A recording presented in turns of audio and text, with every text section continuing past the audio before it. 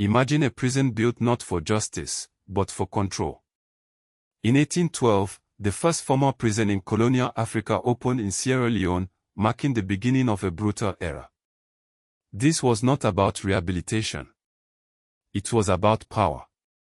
The British colonial administration soon codified crimes like rebellion and murder, but also resistance to their rule. By the 1850s, the Sierra Leone Penal Code turned African leaders into criminals for daring to oppose colonial taxes. Meanwhile, in the Congo Free State, King Leopold II of Belgium orchestrated a genocide. From 1885 to 1908, millions died. Hands and feet were severed as punishment for failing rubber quotas. Villages were burned. Hostages were taken. The death toll reached an estimated 10 million. Edie Morel and Roger Casement exposed these horrors in 1904, but justice never came. In Namibia, General Lothar von Trotha issued an extermination order in 1904.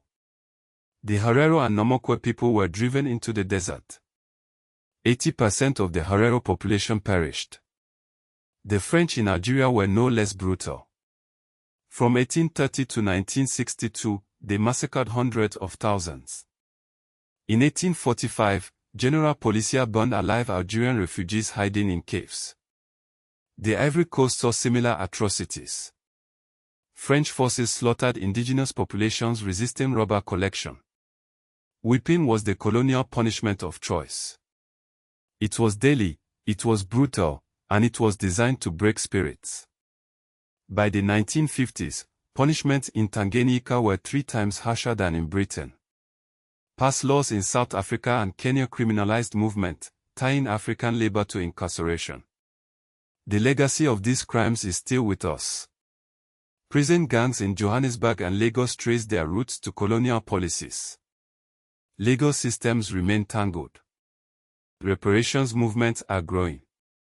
In 2021, Germany acknowledged the herero Nomokwe genocide and pledged funds. France and Algeria are still negotiating over colonial crimes. The UN has called the transatlantic slave trade the gravest crime against humanity. But justice remains elusive. The scars of colonialism are deep, and the fight for recognition continues.